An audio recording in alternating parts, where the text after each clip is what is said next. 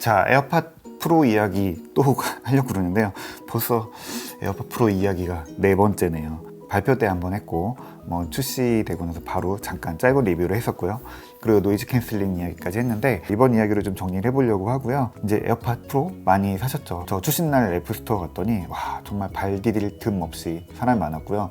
줄을 서서 사가시더라고요. 그래서 야, 이어폰을 줄 서서 사가는 시대가 됐구나 라는 생각을 좀 해보고 좀 놀라기도 했는데, 어쨌든 인기 좋고 평가도 좋고 많은 분들 만족하시면서 쓰시는 것 같아요. 에어팟 프로 속에 들어있는 기술들 이런 것 좀 알고 원리나 이런 것들을 알고 쓰시면 좀 더 재밌지 않을까 해서 저도 궁금한 이야기들 가지고 왔습니다. 첫 번째는 이제 이어팁 이야기인데요. 이어팁은 실리콘으로 돼 있죠. 이게 아주 얇아서 이제 팔랑팔랑 거리는 그런 소재예요. 그래서 이게 너무 약한 거 아닌가 싶기도 한데, 애플이 이제 에어팟 프로에 가장 강조하는 것 중에 하나가 편하다는 거죠. 저도 가장 만족하는 부분이 그 편안함이거든요. 그러니까 인이어지만 귀 속이 아프지 않다. 이게 굉장히 큰 메리트예요. 근데 이게 과연 어떤 사이즈의 이어팁이 내 귀에 맞는가? 이게 기존에 쓰던 인이어 이어폰이랑 조금 다르고 어떻게 보면 좀 애매하기도 해요. 답은 편하게 끼는 게 맞다 라고 합니다. 네. 이게 3가지 팁이 기본으로 들어있고요. 이거 바꿔 끼울 수가 있는데, 이제 아이폰을 켜서 설정에 블루투스 안에 들어가면 이어폰 착용 테스트가 있어요. 이거는 구입하시면 한 번씩 꼭 해보셔야 되거든요. 그래서 통과가 돼야 제대로 착용을 했고 또 그 이어팁이 맞는다는 거거든요. 근데 이게 중간 것도 맞고 뭐 큰 것도 맞고 작은 것도 맞고 막 그래요. 보면은 그냥 끼면은 이게 다 맞는다고 나오는구나 라고 하는데, 그럴 때 어떤 걸 써야 되냐 이게 굉장히 고민이거든요. 그래서 예전에는 최대한 타이트하게 맞는 거 이런 게 맞는다고 생각했는데, 에어팟 프로는 그냥 편한 걸 끼우면 돼요. 이렇게 꽉 눌러서 완전히 밀폐가 되어야지만 제대로 꽂은 거다 이렇게 생각할 필요는 없다는 거예요. 조금 헐거운 거 아닌가 라고 해도 그냥 그게 맞을 수 있다는 거죠. 근데 여기서 잠깐 이야기를 하고 넘어가야 되는 게, 이어팁 빼는 게 이거 약간 팁을 드릴까요? 이게 굉장히 어려워요. 저 처음에 손톱 넣어서 빼고 그랬는데, 그래서 이거 애플스토어 가서 물어봤더니 이렇게 뒤집어서요 잡고 그냥 쭉 당기면 됩니다. 이거 이렇게 막 돌리고 그럴 필요도 없고요.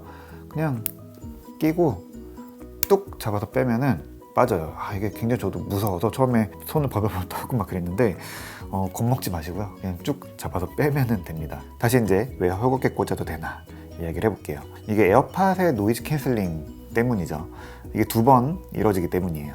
이 유닛 안쪽에 이제 마이크가 들어있어 갖고 바깥에서 한번 걸른 소리를 귀 안에서 다시 한번 걸러준다. 이거는 다들 이제 리뷰 너무 많이 나와서 다들 알고 계시죠. 그래서 사실 앞에서 이야기했던 것처럼 이어팁을 꽉 껴서 바깥 소리를 완전히 차단하지 않아도 안에서 소음을 다시 한번 걸러줄 수 있어요.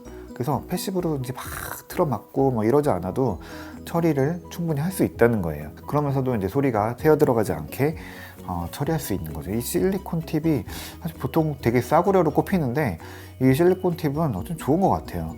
그래서 이런 방식 때문에 귀가 아프지 않은 거고요. 그냥 편한 사이즈를 끼시면 됩니다. 꽉 끼지 않으셔도 돼요. 2번째는 이제 적응형 이퀄라이저인데요. 이게 적응형 EQ, 적응형 이퀄라이저라고 해서 음악 설정에서 만져주는 이퀄라이저가 있거든요. 그래서 메뉴도 찾아보고 이게 도대체 메뉴가 어딨나 막 그랬는데, 이게 거기 들어가는 그런 이퀄라이저가 아니더라고요. 단어만 같을 뿐이지 개념 자체는 전혀 다른 거예요. 이 적응형 EQ는 따로 이렇게 메뉴에서 만지는 설정이 아니라 에어팟 프로가 스스로 소리를 판단해서 최적의 소리를 계속 만들어주는 그런 하나의 기능인 거예요. 그러니까 에어팟 프로는 소리를 계속 손을 대요. 그래서 그 중에 하나가 이제 귀 속에서 다시 정리해주는 노이즈 캔슬링인 거고요.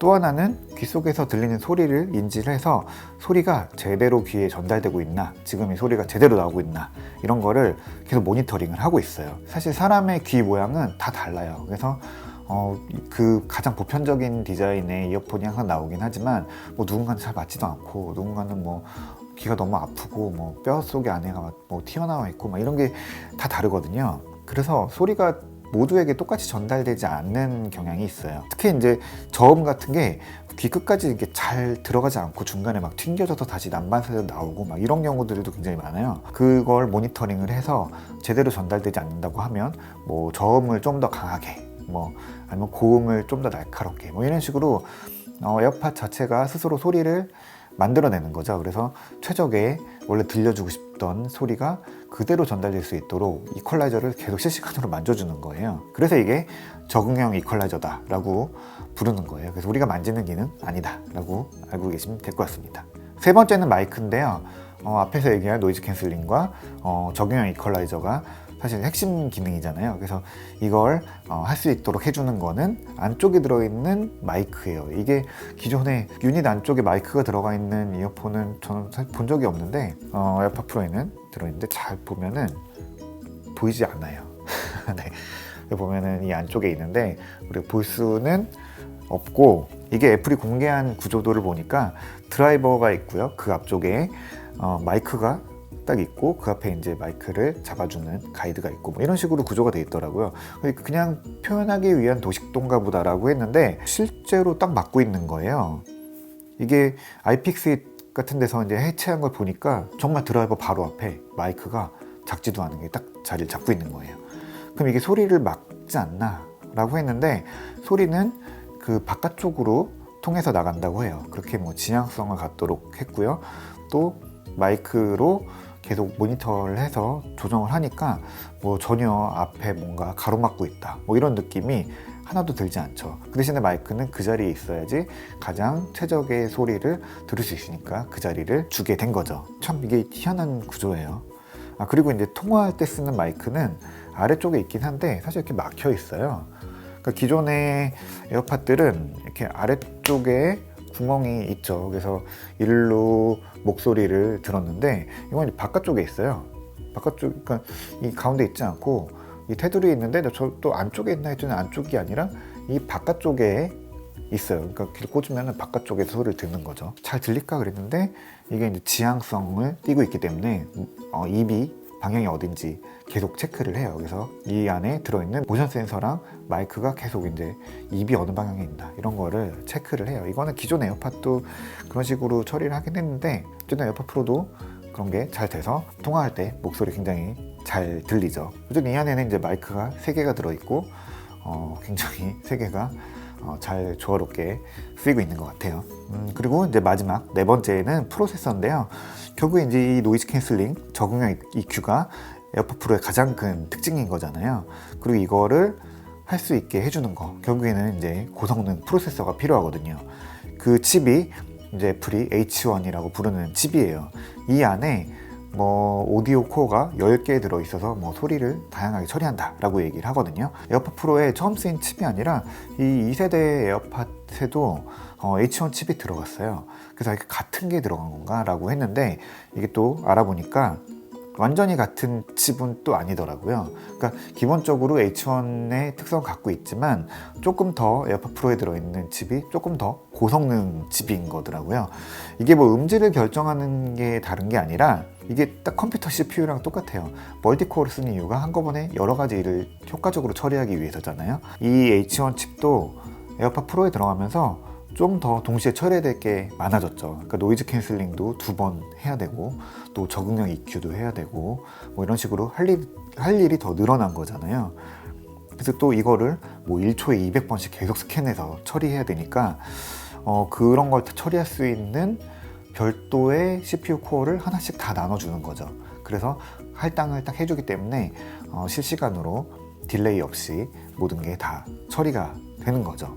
그래서 H1 칩은 에어팟 2에 있는 거랑 프로에 있는 거랑 기본적인 특성은 같지만 코어 수가 더 늘어났고 더 여러 가지 일을 처리한다. 뭐 이렇게 나눠서 보면 될 것 같아요. 에어팟 프로는 이제 나온 지 한 2주, 3주 되나요? 이제 쓸수록 더 놀라운 제품인 것 같아요. 뭐 필요 없다고 했던 분들도 그냥 한번 들어보시고 사야겠다. 그리고 뭐 커널형 싫다고 하시는 분들 주변에 있는데 나는 커널형 못 써 라고 하시더니 딱 껴보더니 사야겠다 막 이렇게 하시는 분들이 많이 있어요. 뭐 애플 이어폰 소리가 뭐 좀 심심하다 라고 하시는 분들도 들어보고 이거는 좋구나 라고 하시는 분들도 있고, 이거 그냥 특별히 뭐 싫다 뭐 별로다 라고 하시는 분들이 별로 저는 못 본 것 같아요. 저도 이거 꼭 식구수대로 사라 라고 얘기를 그냥 농담 삼아서 하고 있는데 솔직히 정말 올해는 뭐 아이폰 안 사고 에어팟 프로를 사는 게 더 좋지 않을까라는 생각도 들 정도거든요. 어쨌든 그렇게 만족도를 주는 이유가 뭐 반도체 그리고 이걸 처리하는 소프트웨어 있다는 게 참 재밌는 부분이에요. 그 부분을 좀 짚어봤고요. 이왕 뭐 에어팟 프로 사셨으면은 즐겁게 들으시는 것도 좋지만 또 이런 기술들 어떻게 소리가 이렇게 만져지는지 알고 쓰시면은 좀 더 즐겁고 재밌게 음악 들으실 수 있지 않을까라고 해서 지겨우실 것 같지만 네 번째 에어팟 프로 이야기를 해봤습니다. 오늘 이야기는 여기까지 하겠습니다.